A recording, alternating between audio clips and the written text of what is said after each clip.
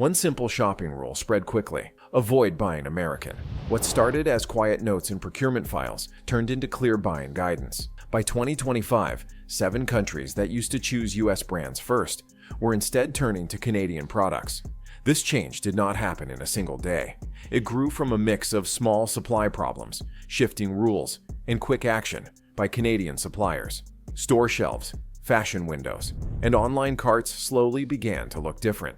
Shoppers noticed new labels, buyers noticed new invoices, and suppliers noticed lost business. What follows is a close look at how 7 countries quietly swapped American goods for Canadian ones, why that happened, and what it means going forward. In Japan, the shift was subtle, but powerful. For decades, American items signaled a modern lifestyle. Convenience stores and specialty shops stocked familiar US snacks, toiletries, and small electronics. But Japanese shoppers are careful and exact.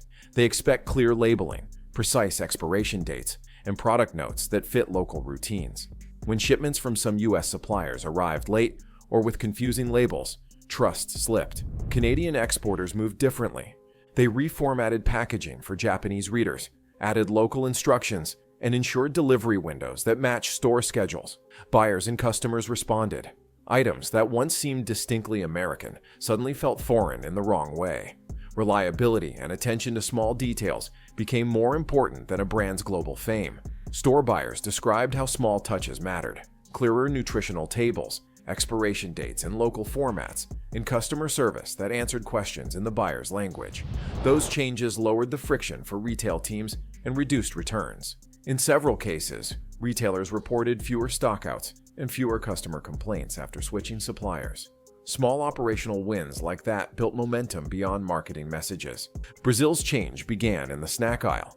In São Paulo and other big cities, shoppers found fewer classic US chips and cookies and more bars and crackers from Canadian companies. The shift started after health regulators flagged certain additives and processing methods linked to old formulations used by some American snack makers. Consumers worried, and buyers reacted by not reordering products that raised questions. Canadian brands that emphasized clear ingredient lists, shorter sugar recipes, and organic options stepped in with quick offers. They also made deals to co-manufacture in local facilities, lowering shipping costs and speeding deliveries. Small actions like that made shelves look fresher and helped Brazilian shoppers trust the new labels for their families. Brazilian food importers explained that co-manufacturing deals and regional flavor blends made a big difference. Companies from Canada allowed local partners to tweak recipes with familiar fruit notes and reduced levels of certain sweeteners. Those hybrid products felt familiar, yet improved, and they passed local inspections more smoothly. For store managers who face regular audits, the ability to point to local partners and compliance documents made switching an easier decision. Germany handled the change the way it handles most things, through rules and proof. German retailers demand exact documentation, recycling details, and full ingredient lists. When reports in 2024 raised questions about certain additives or packaging claims in some imported goods, German buyers tightened sourcing checks. US firms that could not immediately show updated lab reports found it harder to keep contracts. Many Canadian suppliers, even the mid-sized ones, were ready to share lifecycle studies, recycling plans, and detailed supply maps. That level of transparency matched what German chains needed. Once buyers saw clear paperwork and compliance, they felt comfortable switching, often without drama or headlines. The result was a steady reassignment of shelf space toward vendors who could meet strict standards. German chain executives said that lifecycle and end-of-use plans were decisive. In boardroom meetings, they wanted to know whether a product's plastic ends up in a local recycling stream. Canadian firms that showed collection programs or partnerships with local recyclers gained favor. That kind of environmental proof made buyers comfortable placing larger orders and led to multi-year deals in categories that are hard to switch, such as baby care and cleaning products. India's market shift was vast and practical. In urban centers and smaller towns, products that had been American staples began to be replaced by Canadian items. Packaged foods, baby care goods, and hygiene products were all affected. The reasons were simple. Customs delays, inconsistent pricing, and occasional shortages made some U.S. supply channels unreliable. Canadian exporters used trade ties in local warehouses to keep shipments steady. They introduced smaller pack sizes, labels in regional languages, and price points that fit local budgets. Small shopkeepers appreciated the convenience and predictability. Urban consumers liked clearer ingredient lists and certifications that felt trustworthy. Across many towns, stock managers learned they could rely on Canadian lines to arrive on time, which is often everything in daily retail management. In India, small retailers noted that predictable delivery windows were priceless. When a major festival approached, buyers could rely on Canadian distributors to meet demand in time. That reliability reduced last-minute price spikes and helped stores maintain customer loyalty. Startups from Canada also offered simple digital ordering tools that worked on low bandwidth, making it easier for smaller wholesalers to place routine orders. Technology combined with sensible packaging helped new brands gain shelf space quickly. Australia's retail community changed its habits after repeated friction. Fashion buyers grew tired of rigid global schedules that ignored the southern seasons, sudden price hikes, and restocking delays.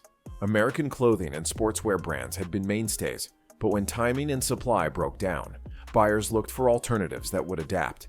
Canadian apparel labels, often smaller and more nimble, offered seasonal collections matched to Australia's calendar and flexible restock terms. Those brands also emphasized ethical sourcing and collaborations with local designers that helped them feel more relevant. Social media amplifiers in Australia picked up on these collaborations, and shoppers began to accept the new names as fitting their style and values. A steady flow of right-sized shipments and relatable stories helped Canadian apparel win space in boutiques and large sellers alike. Australian buyers appreciated the way some Canadian brands adapted marketing to local sports seasons and climate. They sponsored community events, launched beach-friendly lines, and adjusted fabric blends for local weather. These on-the-ground moves made foreign labels feel domestic in spirit, and in many stores, Canadian collections were promoted side by side with local designers. That strategy blurred the line between foreignness and familiarity in a way that appealed to trend-conscious shoppers. In France, the switch carried cultural weight. French shoppers prize origin, craft, and low waste. When audits noted that some imported household or beauty products did not meet new sustainability benchmarks, buyers began to look for alternatives. Canadian companies that offered recyclable packaging, simple ingredient lists, and customer support in French found an opening. Retail buyers appreciated suppliers who set up in-store demos, supplied bilingual materials, and trained shelf staff to answer questions. That practical help mattered because many French shoppers like to sample or ask detailed questions before they buy. Brands that met that need, while also offering sharper sustainability claims, became natural substitutes for several legacy American products. The move felt less like a political statement and more like a return to shopping habits based on trust and alignment with values. French retailers mentioned that bilingual customer support and in-store tastings created real trust. Staff training, supplier-hosted demos, and easy return policies helped shoppers feel comfortable trying new items. Some Canadian home care brands also offered refill stations and concentrated formulas to reduce waste. Ideas that resonated with eco-conscious shoppers. Those practical offerings aligned neatly with French market values and made shelf switching feel like a careful, thoughtful decision rather than a sudden swing. The United Arab Emirates showed how quickly prestige markets can change when rules and image are at stake. Dubai and Abu Dhabi host luxury stores and wellness chains where certification and presentation are essential. Some American wellness and beauty lines struggled to secure revised halal certifications or to adapt packaging to local expectations. Canadian firms that move swiftly to meet those demands, securing halal approval, reformulating where needed, and using premium packaging, were welcomed into prime stores. For retailers in the Gulf, a product that checks all the boxes, reduces risk, and enhances the shopping experience for demanding consumers who expect the best. That made Canadian options appealing in a market where image and compliance are closely linked. In the UAE, several distributors said that prestige placement often came down to paperwork. Luxury grocers and wellness chains require clear halal certificates and supply safety reports. Canadian suppliers who invested time to secure those documents and to present elegant packaging were rewarded with display space in the most visible parts of stores. That visibility mattered for high-spending customers who judge products by appearance and assurances as much as by price. Across these 7 cases, several patterns stand out. First, trust matters more than size. American brands once benefited from assumed credibility. Today, they must prove their claims with clear data and steady service. Second, speed and flexibility win. Many Canadian companies were willing to change formulas, adjust pack sizes, and align with local calendars quickly. Third, cultural fit counts. Suppliers who took time to understand local taste, language, and shopping behavior gained an edge. Digital services played a role too. Online portals that let buyers check shipment status, download lab results, and communicate with supplier teams made a difference. In many places, that kind of transparency reduced friction and built loyalty faster than advertising ever could. Analysts also pointed to market signals like shorter contract lengths and trial orders. Retailers preferred to test new suppliers on a small scale before committing, and Canadian companies were often willing to accept limited initial runs and then scale quickly when sales looked promising. This trial-friendly approach reduced risk for buyers and made it easier for new brands to earn a place on permanent shelves. For U.S. companies, the news is both a warning and a path forward. Short-term effects show up as lost shelf space, smaller orders, and reduced visibility. Over the long run, the greater risk is the loss of habitual buyers. Retail procurement teams favor suppliers that cause fewer headaches. If Canadian vendors become known as dependable and aligned with local preferences, those relationships can last for years. Regaining lost ground is possible. Many American firms have the resources to reformulate, secure local approvals, and invest in regional marketing. But it takes humility and speed. Companies must listen, adapt, and show real change rather than rely on past reputation. Practical steps include investing in local research, offering smaller pack sizes where needed, improving digital ordering tools, and building rapid response supply options so local partners never run out. For shoppers, these shifts often bring better choices. More options now emphasize transparency, sustainability, and cultural fit. For Canadian exporters, the demand surge has created jobs, growth, and new partnerships abroad.